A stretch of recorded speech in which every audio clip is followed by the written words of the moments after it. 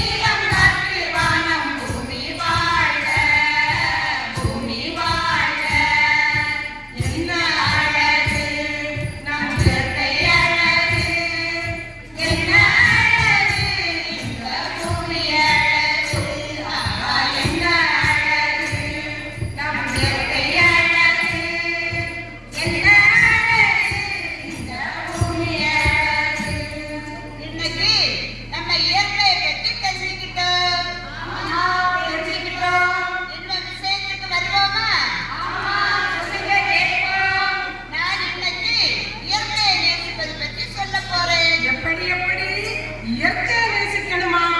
கடவுளை நேசிக்கலாம், மனிதர்களை நேசிக்கலாம், விலங்குகளை நேசிக்கலாம். இயற்கையை எப்படி நேசிக்க முடியும்? சொல்றேன் கேளுங்க. நீர் நிலம் காற்று உன் நண்பர்களாம் மாற்று உன்னை போல நேசிக்கணுமே அத மாசில்லாம காக்க வேணுமே.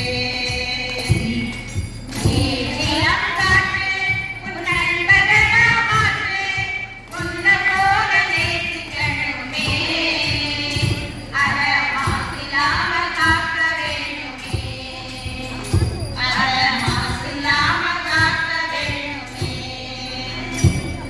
வறண்ட மண்ணில் பசுமை பார்க்கும் வெயிலின் குளிர்ச்சி மழையின் பெருமை நாம் அறிவோமே அத வரவழைக்கும் கடமை செய்வோமே.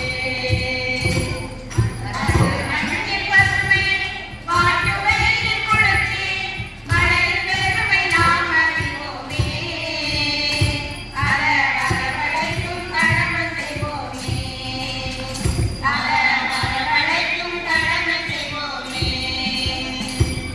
மனித உறவு மறந்து போகும் மண்ணை மட்டும் நிலைத்திருக்கும் நிலத்தின் பெருமை நாம் அறிவோமே அதன் வளம் பெருக உழைத்திடுவோமே.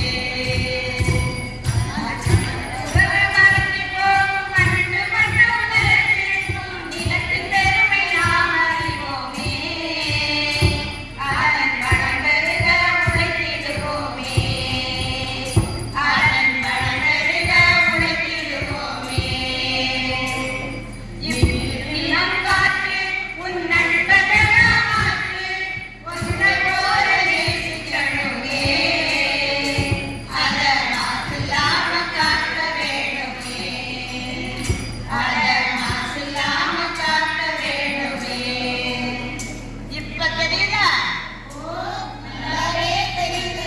இன்று நாம இயற்கையை மறந்துட்டோம். இயற்கையான காற்றை விட்டுட்டு குளிர் காற்றை நாம் செயற்கையா பயன்படுத்துறோம். என்ன ஆச்சு உங்களுக்கு? இயற்கை செயற்கைன்னு பேசிட்டு இருக்கீங்க. அப்படி கேளுங்க. குளிர் காற்றா? அது எப்படி?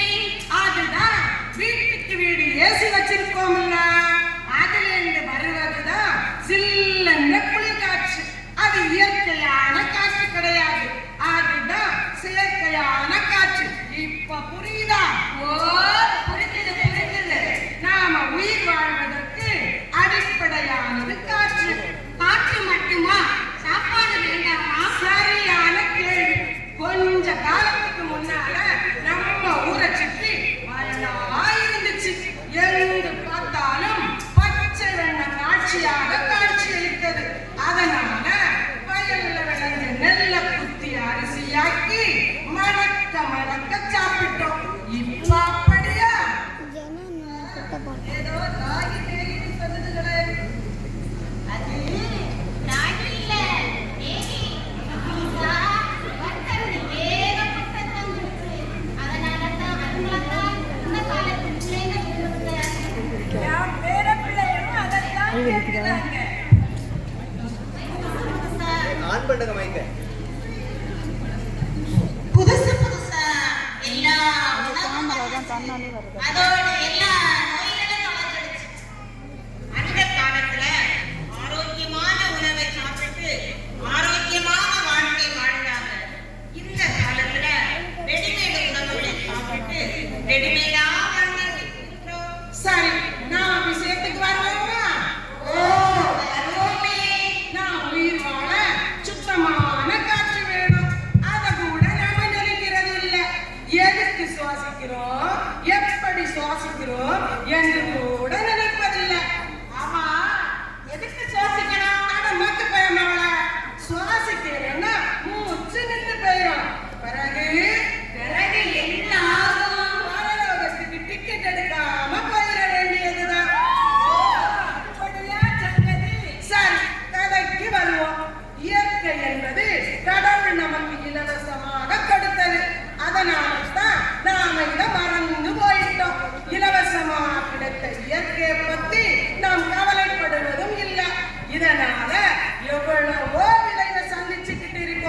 இனியும் சந்திக்க போறோம். அப்படி என்ன சந்திக்க போகிறோம்?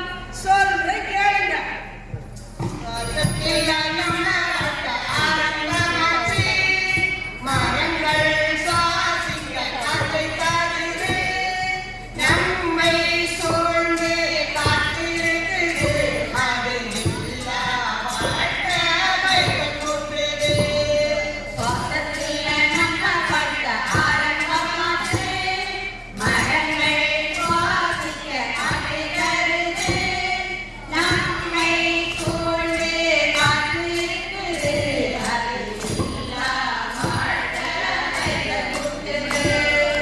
இயற்கையான காற்று வேணும், உயிரை நலமா வாழ வேணும். காற்றின் தேவை நாம் அறிவோம், அதை திருமறை உலகம் சுழலுமே. இயற்கையான காற்று வேணும், உயிரை நலமா வாழ வேணும். காற்றின் தேவை நாம் அறிவோம், அது திருமறை உலகம் சுழலுமே. தலைமுறைகள் இன்னும் ஆயிரமே, உலகம் இன்னும் பார்க்கணுமே. ஆரோக்கியம் காற்றில் வேணுமே, அது தடைபடாமல் பார்க்கணுமே. தலைமுறைகள் இன்னும் ஆயிரமே, உலகம் இன்னும் பார்க்கணுமே. ஆரோக்கியம் காற்றில் வேணுமே, அது தடைபடாமல் நாம பார்க்கணுமே. சுவாசத்தில் நம்ம ஆரம்பமாச்சு, மரங்கள் சுவாசிக்க காற்றை தருது, நம்மை சூழ்ந்து காற்று இருக்குது, அது இல்லா வாழ்க்கை வைக்கக்கூடாது. சரியா சொன்னீங்க. இனி எதை பத்தி சொல்ல போறீங்க? மரங்களை பற்றி தான் சொல்லப் போகிறேன். மரங்கள் ஒரு மரங்கள் நம்ம இந்திய வாழ்வுக்கு கிடைத்த மரங்கள். மரங்கள் மண்ணரிப்பை தடுக்குது, மழை பெய்ய காரணமாக இருக்குது. அப்போ மரம் இருந்தாதான் மழை வருமா? மழை இல்லாம வெயில் தாங்க முடியல. நாகக்குளத்துல குளிக்கவும் தண்ணி இல்ல, வீட்டு குழாயில குடிக்கவும் தண்ணி வரல, தண்ணிக்கும் பஞ்சமா போச்சு. அந்த காலத்துல நம்ம ஊர்ல எவ்வளவோ மழை இருந்துச்சு தெரியுமா? ஆமா, அந்த மரம் எல்லாம் இப்ப எங்க போகுது? ஓ, அதுவா? ஓடி புயல்ல ஓடியே போச்சு. நம்ம ஊர்ல எங்க பார்த்தாலும் நந்த